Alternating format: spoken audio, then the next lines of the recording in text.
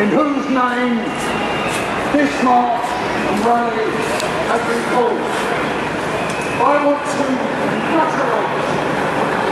congratulate you for turning out in your efforts to scapegoat British workers and their families for the financial crisis caused by greedy bankers is not acceptable and will not be tolerated.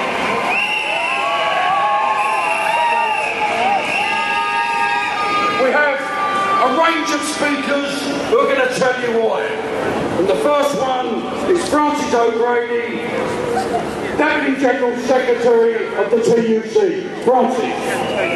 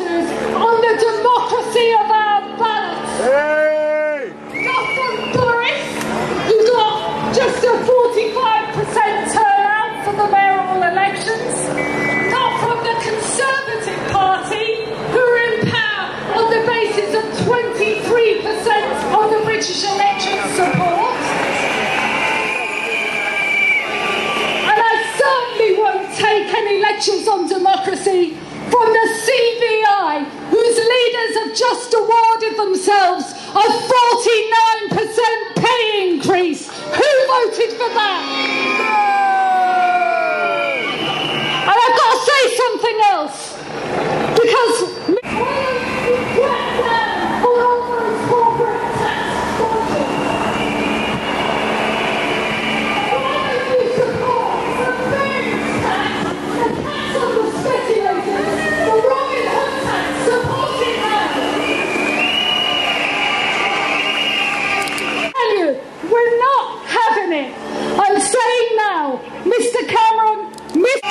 finish with this. We've stuck together. We're going to carry on sticking together. We are united. We won't be divided. And together we will win. Thank you.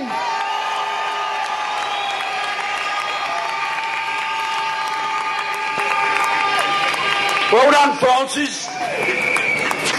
Now look, I don't want to spoil your fun, but I've been asked if the banners could either be taken down or moved to the side so people that are still marching in can see what's going on. Now, we're going on to our next set of speakers. They're from workers in the education sector. Reverend John Mark and Christine Blower, General Secretary of the National Union of Teachers.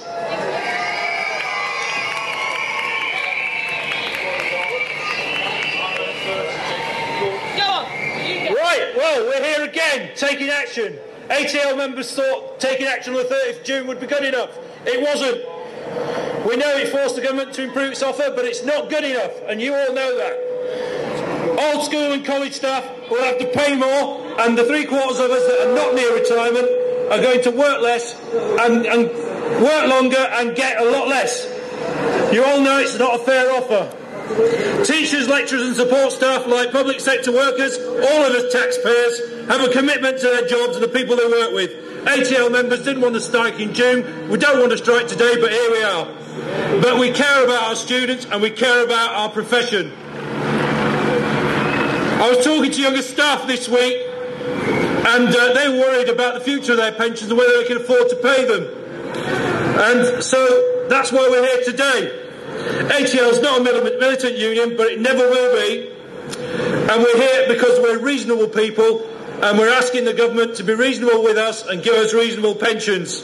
We don't believe the negotiations can be based on the government's assertions that it's true because we say so. We need evidence. We are living longer, but does that mean that older people have to live without dignity? A fair pension for all is what we need, and we need this government to be fair with people who show dedication and commitment to people in this country.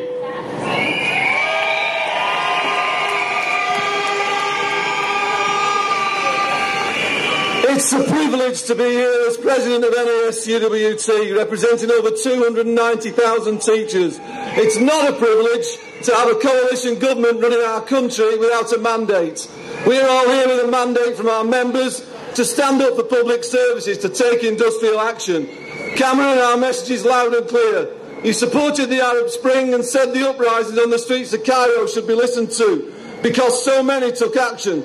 Well, there's millions of us, your public, out on the streets today standing up for their rights, and we are all in it together in our fight against you and your capitalist ideology that attacks working families and benefits a small minority at the expense of the majority, increasing unemployment, reducing wages and maximising profits for entrepreneurs. All workers are losing nearly 10% and public sectors 12% of their wages through increases to VAT, national insurance, inflation and public sector pensions tax. Osborne plans to cut the top rate of taxes for high earners and cut corporation tax, creating an even wider gap between the lowest and highest paid since Victorian times. We need pensions for all workers, both public and private. We need to make the profiteers in the private sector provide pensions instead of raking off massive bonuses while their employees are left destitute in old age. Taxing public sector workers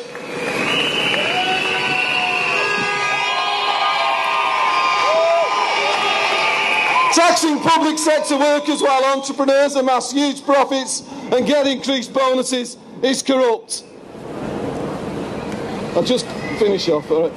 Today, NASUWT supports a national day of strike action. Tomorrow we will start a rebel...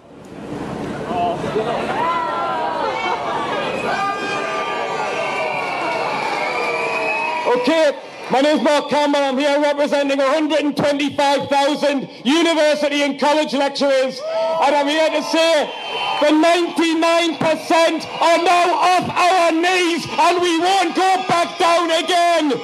We are here to tell this government we will not work longer. We will not accept pay cuts. We will not accept the cuts of the 1%. We are here to stand up for all of the public services. We are here to say enough is enough, and the line is now in the sand. And if that means come January, come February, we will be out again in our millions, and we will stay out until we win. We are not for compromising on our pensions. We are not for compromising on our public services. The only people who need to compromise are the bankers. They need to take the cuts for the mess they've made of our country. It's as simple as that.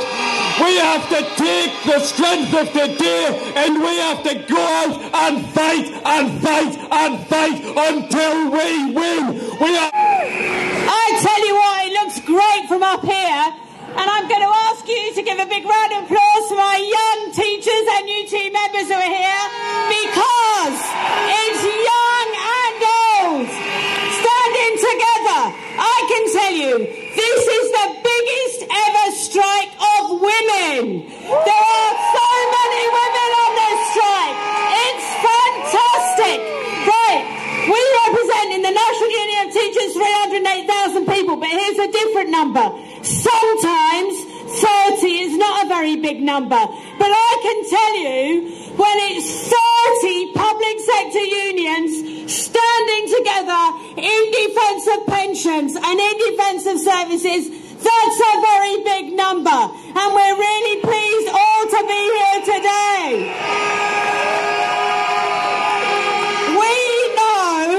We know that if we had fair tax in this country, if we didn't have tax dodgers, and if we had a Robin Hood tax, we wouldn't be anywhere near this talk that we've got in the economy, because there are people who can pay, and they need to be made to pay. We were on strike on June the 30th.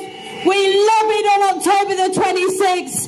My young members lobbied on October the 26th. MPs have begun to hear the call, but the fact is we also have to be on the streets making sure that we make the case. Parent supporters, the general public supporters, our own members absolutely support us. So make sure that anybody who hears about pensions hears that they're fair and affordable in the public sector, in the private sector, and our state pension, because we stand for fairness across the board. Fair pensions for all, everybody. Thank you. Very much. I'm told that the last count, and I don't know how long ago it was, that there's 20,000 of you here today. Well done, well done. Christine just mentioned state pensions. We're here primarily because of public sector pensions, but we're concerned about all pensioners, and it's absolutely right that our next speaker is Barry Todman from the National Convention of Pensioners. As a trade unionist and a pensioner, it's a great privilege to be able to address you here today at this historic event. On behalf of the London region and the National Pensioners Convention, it is a significant step to link the concerns around state pensions, occupational pensions and public sector pensions. For too many years we've been divided, each group looking after their own interests. First, there are the pensioners struggling to get a decent state pension. We are a non-party political organisation, and we've had to put up with the attacks from both Brown with his infamous 75p a week pension increase, and before that with Thatcher breaking the link between earnings and the state pension increase. Now we have this coalition government shortchanging us by using the CPI instead of the RPI. The current state pension is still only just over £102 a week, and the poverty level is over £70 a week more. Next are the workers in occupational schemes who are reasonably content in the belief they had a secure pension when they retired. Occupational schemes are now disappearing so fast that those workers still lucky enough to be in them no longer feel secure. And of course, many schemes are closed to new entrants. Finally, we have the public sector workers who expected they would retire with a guaranteed pension. They are now being told to pay more, work longer and get less. So in that respect, we really are all in it together. How ludicrous that we're being told that people will have to work longer and retire later at the same time as youth unemployment is rocketing. It's not only sad, but it's indeed madness. The MPC position is quite clear. Campaigning for today's and tomorrow's pensioners. And of course, what today's action is all about, fair pensions for all. Thank you.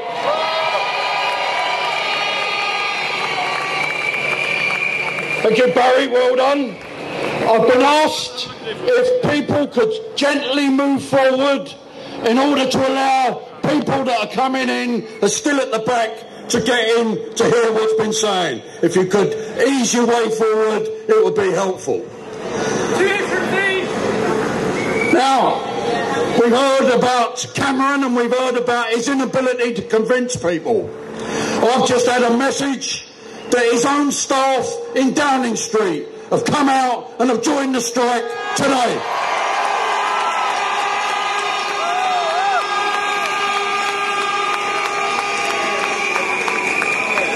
Our next group of speakers are from the health workers from the health sector. They are Vicky, Gary, Tom, Leslie and Cecilia. The next back.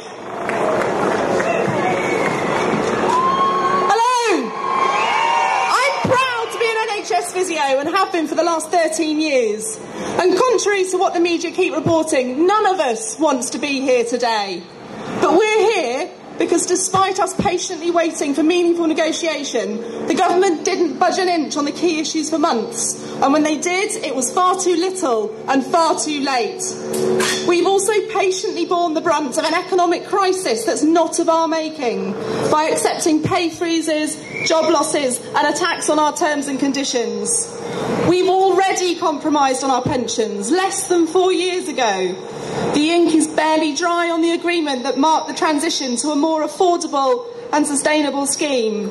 And now, despite the fact that the 2010 NHS pension scheme was surplus to the tune of £2 billion, they're back for more. The average NHS pension is £7,000 a year, with female scheme members getting nearer £4,000. That's not very gold-plated at all. And this is a pension that will be reduced by another 25% by the time I retire, if the government has its way with slashing the final salary scheme. But I want to talk to you about pension age. Many of us in the NHS do physically arduous jobs and simply won't be capable of continuing to do so until we're in our late 60s. Already, more than 2/3 of physios suffer a work-related injury during their careers, and this figure is only going to increase with an already exhausted physios and support workers working on even longer. Last week, I was crouched on the floor between a bed and a table, one leg wrapped around my stroke patient's foot to keep it on the floor, and a hand under her hip to hold her up as she tried to stand. This elaborate game of Twister is pretty standard in a rehab setting. But after about 20 minutes, she looked down at me, completely unprompted, and said, "And they want you to do this till you're 65? No, I had to correct her, until I'm 68. Our patients, who know what it is we do, think it's insane that we'd be expected to keep going in these roles until we're 68. This government needs to wake up and realise the same."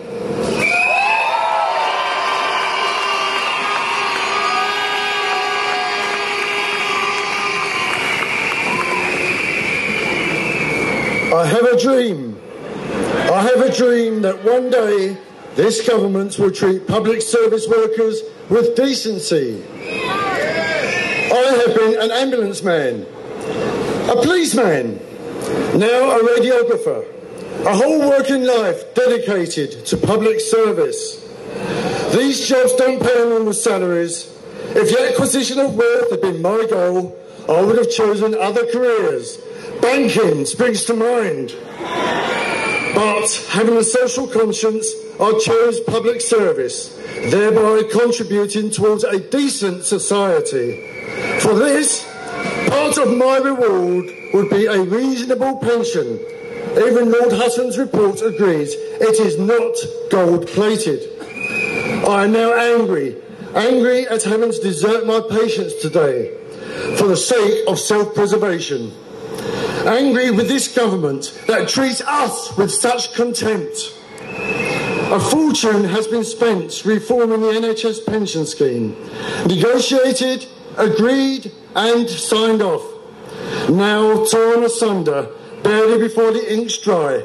Mr. Cameron, that truly is irresponsible.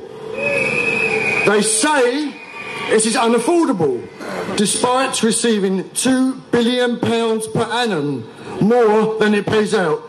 You don't read that fact in the press. Good people, we are in this together. We look after the sick, we protect, defend and educate. We clean our streets and many other roles essential for a decent and civilised society. I have a dream that when asked, can we change this government's mind, we can respond with, yes, we can. Everybody, yes, we can. Yes, we can. Thank you.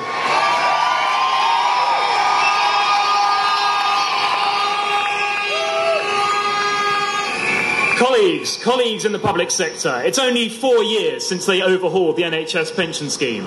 We accepted the higher retirement age. We accepted the increased contributions. Now it's giving back billions to the Treasury, but the government want more. They've betrayed the NHS workers. Pensions are deferred pay, and when you cut our pensions, you're cutting our pay. Our pensions are not gold-plated. They are not an undeserved perk. They are a recognition of a lifetime of public service. Society relies on the public sector. It relies on us. And today they're realising how much they rely on us.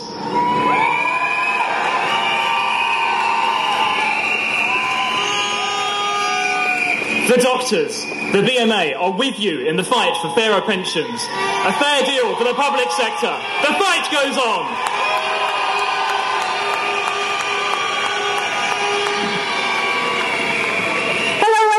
My name's Leslie Fisher from Unison.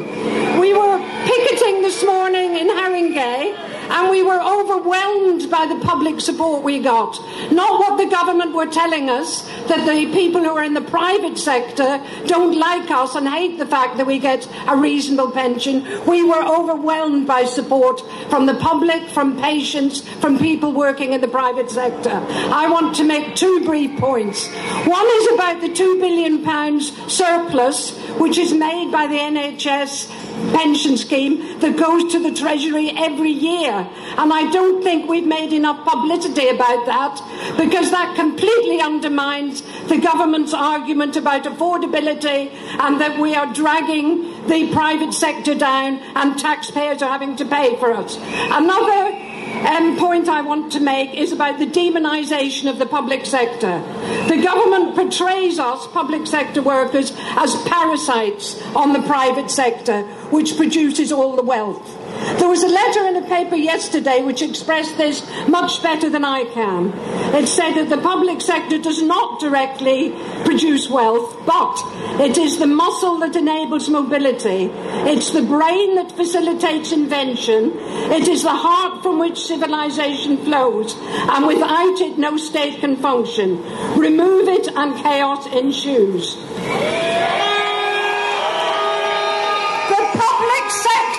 Underpins the private sector. We want to work together. We think everybody should have a fair pension. So, if you can read, thank a teacher. If you're fit, thank the NHS. If you want your rubbish collecting, thank the council workers. There's a big fight ahead for the public sector, not just pensions, and we're all in it together. Thank you.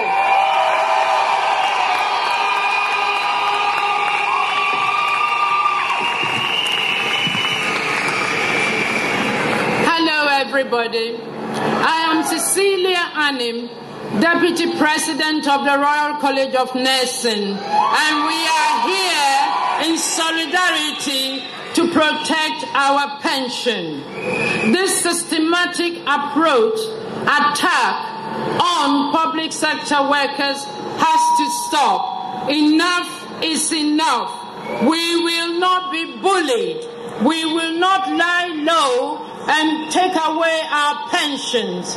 We have to work more, we have to pay more, and we have to get less. What type of a deal is that?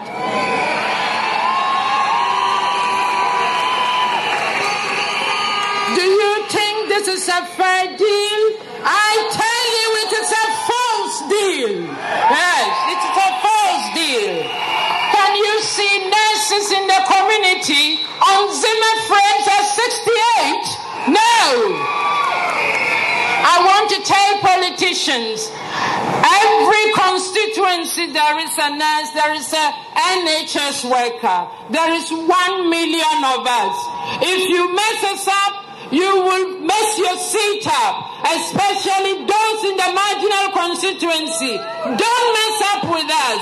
Watch it, because we will pay you back.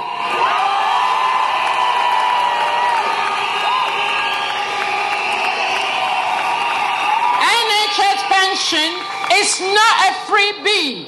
It's a gift. We work very hard and we pay for it every day of our life. It's not a gift. It's not a freebie. We deserve it. So don't condemn us to pension poverty.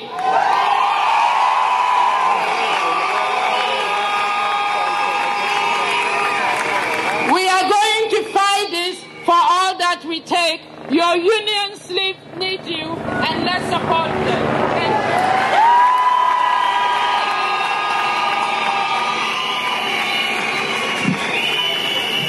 Thank you. Thank you all very much. I want to thank you as well for moving forward, but I'm now going to tell you to stop. We don't want to get into any crash situations, so thanks for your cooperation.